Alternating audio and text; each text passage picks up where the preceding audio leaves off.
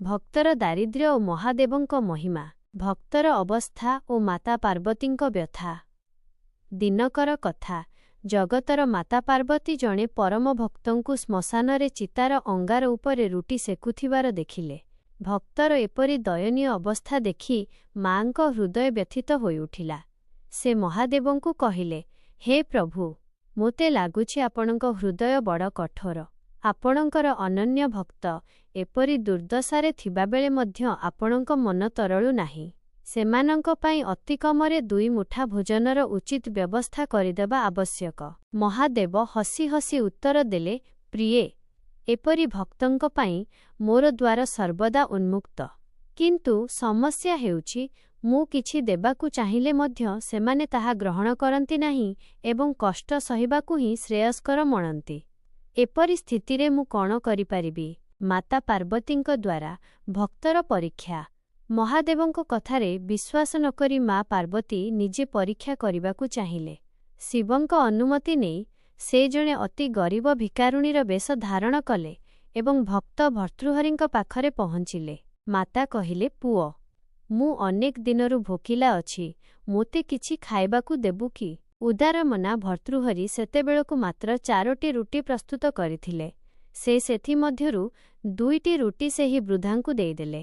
ଯେତେବେଳେ ସେ ବାକି 2ଟି ରୁଟି ନିଜେ ଖାଇବାକୁ ଯାଉଥିଲେ, ଭିକାରୁଣୀ ବେଶୀ ପାର୍ବତୀ ପୁଣି କହିଲେ, ବାପା, ମୋର ବୃଦ୍ଧ ସ୍ୱାମୀ ମଧ୍ୟ ଅନେକ ଦିନରୁ ଉପାସ ଅଛନ୍ତି। ଏହି 2ଟି ରୁଟିରେ କ'ଣ ଆମ ଦୁହିଁଙ୍କ ପେଟ ପୂରିବ? ଭର୍ତ୍ତୃହରି ବିନା ଦ୍ୱିଧାରେ ନିଜ ପାଇଁ ରଖିଥିବା ବାକି 2ଟି ରୁଟି ମଧ୍ୟ ତାଙ୍କୁ ଦେଇଦେଲେ। ନିଜେ ଶୋଷ ମେଣ୍ଟାଇବାକୁ କେବଳ ଟୋପାଏ ପାଣି ପିଇ ସେ ସନ୍ତୋଷର ସହ ସେଠାରୁ ଉଠିବାକୁ ଲାଗିଲେ। ଦର୍ଶନ ଓ ବରଦାନ। ଭକ୍ତର ଏପରି ତ୍ୟାଗ ଦେଖି ମା ପାର୍ବତୀ ଅତ୍ୟନ୍ତ ପ୍ରସନ୍ନ ହେଲେ ଏବଂ ନିଜର ପ୍ରକୃତ ରୂପରେ ପ୍ରକଟ ହୋଇ କହିଲେ, ବତ୍ସ, ମୁଁ ତୁମ ସାଧନାରେ ମୁଗ୍ଧ। ତୁମେ ଯାହା ଚାହୁଁଛ ବର ମାଗ। ଭର୍ତ୍ତୃହରି ଭକ୍ତିର ସହ ପ୍ରଣାମ କରି କହିଲେ, ମା, ଯିଏ କିଛି ସମୟ ପୂର୍ବରୁ ନିଜର ଭୋକ ମେଣ୍ଟାଇବାକୁ ମୋ ଆଗରେ ହାତ ପାତିଥିଲେ, ସେ ମୋତେ କ'ଣ ଦେଇପାରିବେ? ମୁଁ ଆପଣଙ୍କୁ କ'ଣ ବା ମାଗିବି? ମାତା ପାର୍ବତୀ ହସିଲେ ଏବଂ କହିଲେ, ମୁଁ ସର୍ବଶକ୍ତିମୟୀ ଜଗଦମ୍ବା। ତୁମର ପରଦୁଃଖ କାତରତା ଦେଖି ମୁଁ ଧନ୍ୟ ହୋଇଛି। ତୁମେ ଯାହା ଇଚ୍ଛା ମାଗ। ଭର୍ତ୍ତୃହରି କହିଲେ, ମା, ଯଦି ଆପଣ ପ୍ରସନ୍ନ, ତେବେ ମୋତେ ଏତିକି ଆଶୀର୍ବାଦ କରନ୍ତୁ ଯେ ମୋତେ ଯାହା ବି ମିଳୁ ତାହା ଯେପରି ମୁଁ ଅସହାୟଙ୍କ ସେବାରେ ଲଗାଇପାରେ ଏବଂ ଯେକୌଣସି ଅଭାବରେ ମଧ୍ୟ ମୋର ମନ ଯେପରି ବିଚଳିତ ନ ହୋଇ ଶାନ୍ତିରେ ରହେ। ଶିବଙ୍କ ସୁନ୍ଦର ବ୍ୟାଖ୍ୟା। ମାତା ପାର୍ବତୀ ଯେତେବେଳେ ସବୁ କଥା ମହାଦେବଙ୍କୁ କହିଲେ, ତ୍ରିକାଳଦର୍ଶୀ ଶିବ ମୁରୁକି ହସି କହିଲେ, ହେ ଭଦ୍ରେ, ମୋର ଭକ୍ତମାନେ ଏଥିପାଇଁ ଦରିଦ୍ର ରୁହନ୍ତି ନାହିଁ ଯେ ସେମାନଙ୍କୁ କିଛି ମିଳେ ନାହିଁ, ବରଂ ସେମାନଙ୍କ ହୃଦୟ ଏତେ ଉଦାର ଯେ ସେମାନେ ସବୁକିଛି ଦାନ କରିଦିଅନ୍ତି।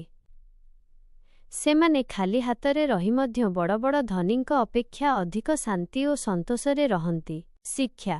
ଜୀବନରେ ଧନ ଅପେକ୍ଷା ସନ୍ତୋଷ ଏବଂ ସେବା ମନୋଭାବ ହିଁ ମଣିଷକୁ ପ୍ରକୃତରେ ସମୃଦ୍ଧ କରିଥାଏ। ଏହିପରି ନୂଆ ଭିଡ଼ିଓ ଦେଖିବା ପାଇଁ ଚ୍ୟାନେଲକୁ ସବସ୍କ୍ରାଇବ୍ କରନ୍ତୁ ଓ ବେଲ୍ ଆଇକନ୍ ଦବାନ୍ତୁ।